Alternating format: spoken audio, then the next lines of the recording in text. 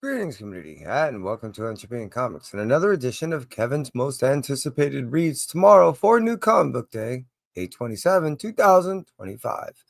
And it's great to be here. It's great to be alive. I appreciate each and every single one of you that cruise on through the rewind. Without you, it'd only be half as much fun as it actually is. And to start off, let's go ahead and talk about a fun studio that's been bringing so many good books of late, Mad Cave Studios. Speed Racer issue number 2 by David Pepose. This issue almost made my. It was on actually number 3, and it was fighting for number 2. It was just short on the list of number 1. David has been writing so many books that I've been enjoying of late. They bring me back to my childhood that I can't get enough of. More than just the stories that bring me back to my childhood, they've been written so well and bring it up to modern day times that I'm just looking forward to each and every single one of those issues that come out. Like I said before, it just made my most anticipated. It just missed my most anticipated read, but it made my top 5 by margins. They're easily measurable, meaning that it was like number 3, and I can't wait to get into issue number 2. The setup was awesome.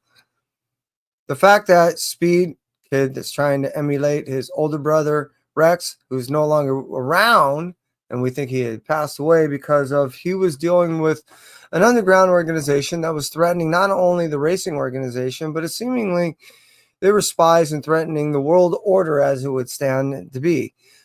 Being that Rex wanted to do more than just race, and he ended up jumping into a world that seemingly was a little bit deeper than he initially anticipated. He had to disappear to go ahead and protect his family. That's kind of where we stand right now. We're still learning a little bit more backstory on both his father, what actually happened to mom. We did get introductions of some of the supporting characters that I don't necessarily want to get into right now. My point being is Speed Racer is so good, not only of a story of old, but the way it's being set up of new, I just can't wait to get into issue number 2. If I may take a moment and say hi to Jag. I appreciate you, brother. So Robert, dude. It's rather mild, but I appreciate you asking, and you'll see in just a moment. Agu, how you do? I appreciate you. Really, truly do. And let's jump back into, as I made mention, Speed Racer, Mad Cave Studios, issue number 2 coming out in 8/27, 2025. Let's move out from Mad Cave and cruise over to Vault. Vault's going to bring us Money Shot. Big Bang, issue number 4. Now, I'm a massive supporter of not only indies, but books that tend to be on the fringe of what is considered acceptable. Definitely Vault, bringing not only Money Shot, but some of the other kind of questionable books that most people would not consider at all to read, is definitely one of those books that I've not only look forward to reading, not necessarily just because of the content and what's that it's depicted in, but really, I think that depiction, mostly nudity, is done for the actual sake of opening up the mind to be able to allow you to go ahead and accept something that's greater than just the pictures, which is the overall story. The story, essentially, break it down simply, is just in a time and an era where science is kind of frowned upon, and individuals that want to go ahead and further their understanding of things on the outside of this world, and or even in this world, they have to find financial means that do not usually gain support or even encouraged by the present administration that would be. Meaning, out of a lot of the scientists, there's a group that decide they want to go ahead and explore outside of our own solar system, and to do so, they essentially have to go ahead and film themselves doing pornography to support their science-backed research. Yeah, it really is that wild of a book. I'm just saying, and Money Shot Big Bang is just as wild as you can only imagine. By issue number 4, we're dealing with, again, concepts that are just far beyond just sex. And being that it does deal and contend with so many rather pertinent and poignant issues that are even contending in modern day times, but the way it's depicted is so fun and definitely sexual that it's hard to put down. Just saying. So, Vault, keep doing what you're doing. I appreciate you and Money Shot and Seeley and everyone that's doing this book.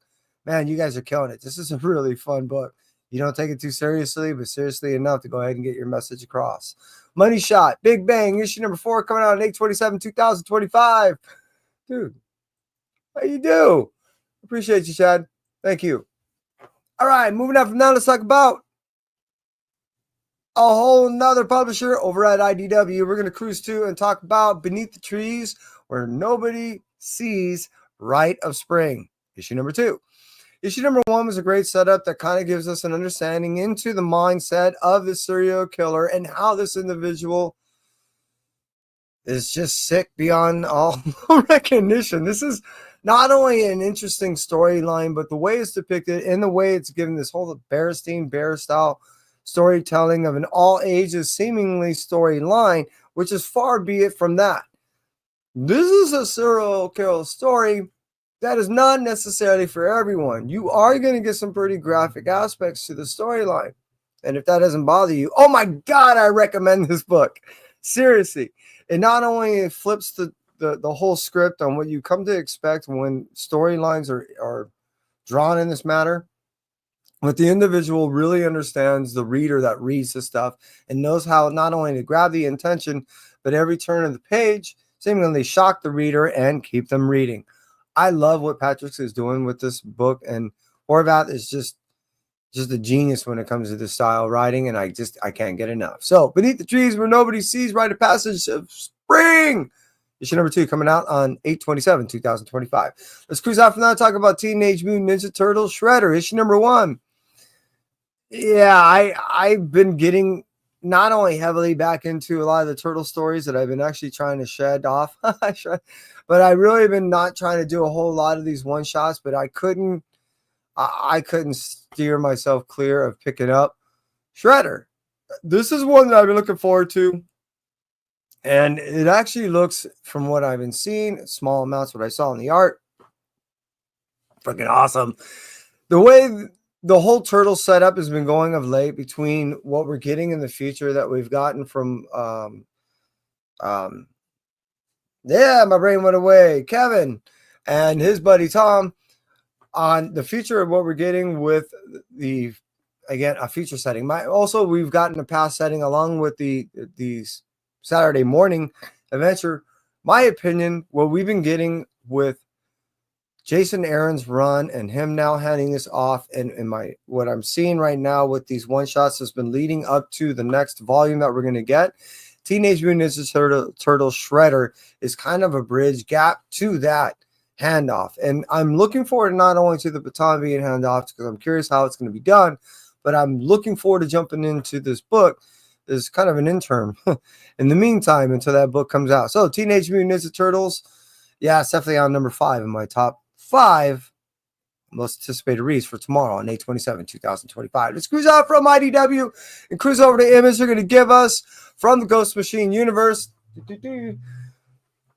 Geiger, the one that started it all, issue number 17 on its second volume.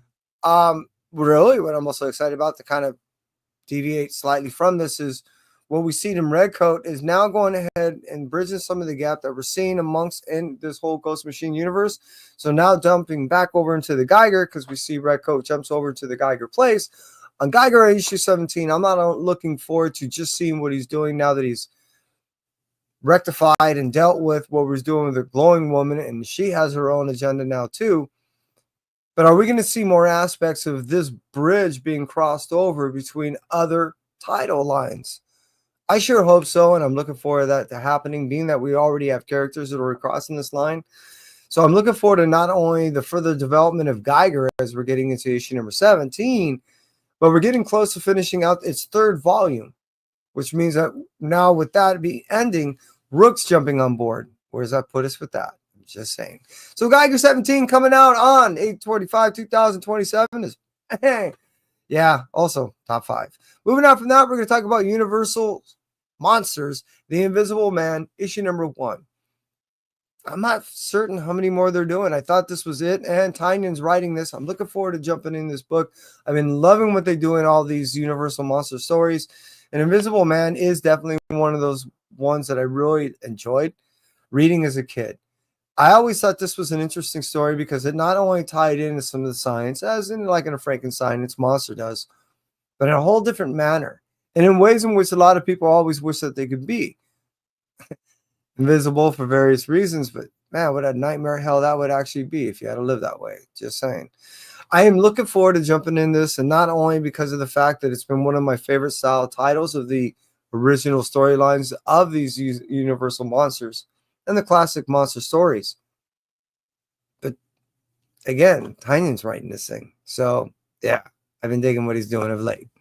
Let's move out from the Universal Monsters because there's not much I can say other than the obvious and talk about the last title on her story, from her story, in the Image storyline publisher. Yeah.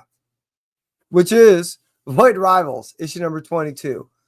And I can't get enough of this actual Energon universe. Seriously. The way this has been now, they're finally doing the crossovers that I've been looking forward to, is just heating up. And the gravity in which everyone's decision and everything that's been happening is just getting gnarlier. Plus, we're getting introductions of not only more characters, but the loss of a couple of that too.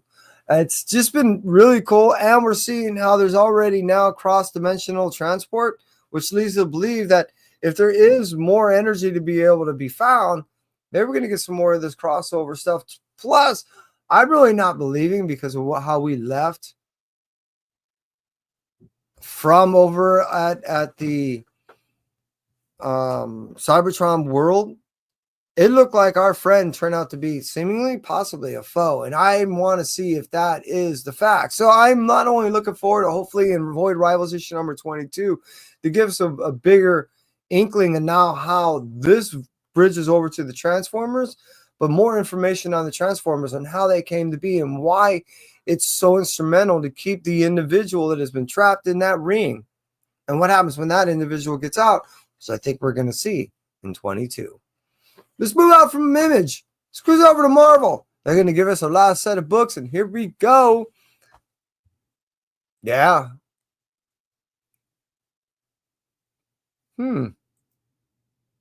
I've never considered. Well, moving out from that, let's talk over at the Marvel side with the Death of Silver Surfer, issue number 3. Well, we knew Galactus was in for it. Not Surfer too much. But I mean, how all this is going to develop and the outcome of all this is, yeah, I can't wait. I don't want to ruin it for anyone that may not have really necessarily got in this deep into issue number 2 and is coming up to 3. But what I want to say is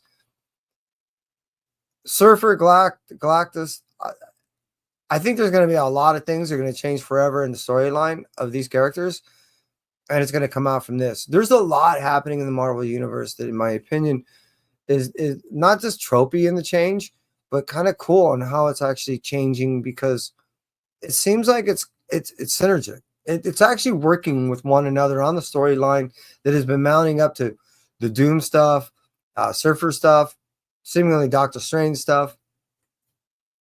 Yeah, I'm looking forward to it because it's just working with one another as it's been leading up, as in even all the symbiote stuff and Spider-Man stuff. It's just, it all seems like it's finally working together cohesively, and I've been really enjoying that. And being back to this, Death of Silver Surfer seems like it's one of those stories that it just seems like it's organic in its storytelling. It seems like this is the way things should have been, and it's just nice to read it this way. I've been enjoying it that way. Could be wrong. Tell me what you think. Drop your comments in the comments below and tell me what you think if you're reading this book. Death of Silver Surfer coming out on 8/27/2025. Let's cruise out from that. Talk about Miles Morales, Spider-Man issue number 37. Man, I just read 36 the other day, and I'm liking these two teased characters that are coming up. They look kind of cool, and now that we end up settling everything that was going on, God, I think it was like 5 issues deep of what was happening with Miles as far as Anussi. I'm never pronounced that guy's right. That Spider Dude, God's name, and how seemingly he kind of knew things were working out. We get introduction of a whole new Hulky thing. Turns out to be his therapist, and Shift is no longer Shift. He's definitely got his own identity. And now that everyone's kind of settled back into what seemingly is their own, I don't know, mellow roles, if you want to consider it that, here we have an introduction with 2 more characters, and I can't wait to get into that. I really been enjoying what Cody Ziegler's been doing late. I can't get enough of it, and 37 is definitely high on my list. I ended up buying like 3 copies of that issue number 37 just on the, I think, the C cover alone. I'm just saying, I got like 6 yeah, I not only looking forward to the book to read, but just kind of specking on that thing a little bit. Just saying. Let's move on from Miles Morales. Spider-Man issue number 37. And let's cruise out and talk about Spider-Verse versus Venom-Verse issue number 4. Usually, I just read these things just because I'm a massive fan, and I just kind of, I don't know, almost like out of like reaction, I guess. I don't know. Out of habit, I just read these things, these Spider-Verse things or Venom-Verse things, and I don't have too high expectations. This has really been enjoyable. Seriously. I mean, what was that? Issue number 1? We already have someone get torched up, and it's, yeah, no, we're not playing around. And it's heavy duty. I always dug Weapon 8. I always knew he was off his kilter. I talked to Lansing and Colin Kelly when they were first developing this character, and they said this is not going to be like any Spider character you've seen in the past. They weren't not only not lying, but they weren't kidding. Holy Magatuni, didn't even just flinch. Just so again, back to kind of what I'm talking about is we have a fight between the existence of all things Spider and the existence of all things Symbiote, supposedly.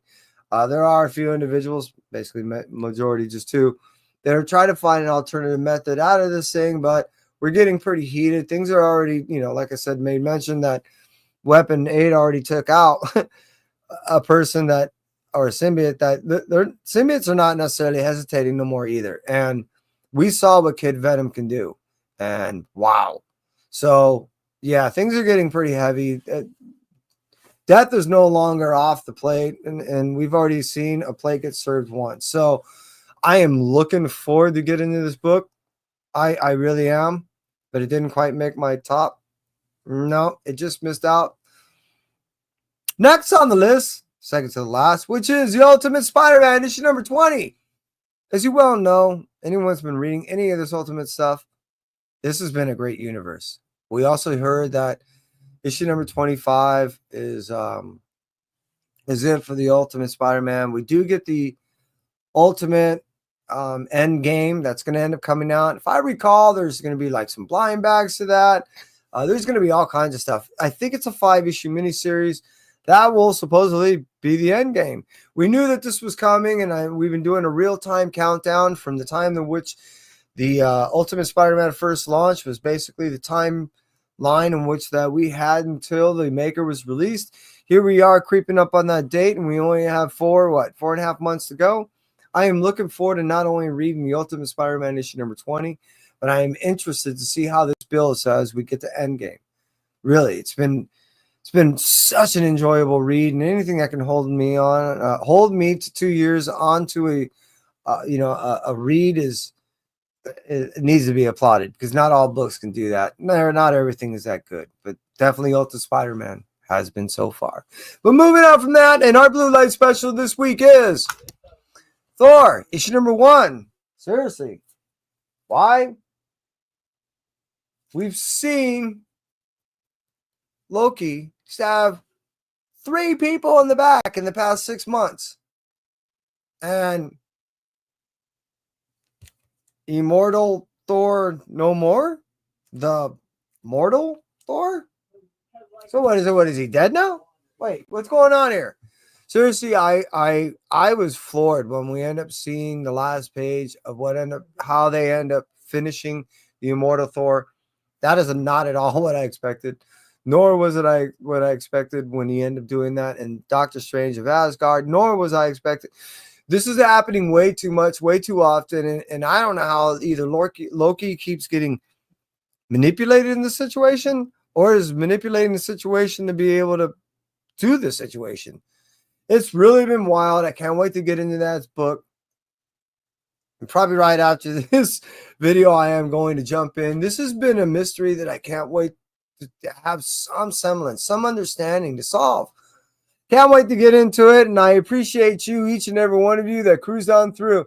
Hey, buddy, how you do? Hope all is all with you. And that was my Blue Light Special, Thor, issue number 1, coming out on 8/27/2025. And to you, GT Key Comic, M. Roberts. We had Chad, Jag, and Agu. I appreciate you. You guys stay well. And until next time, that's it for me. Entropy. Have a good night.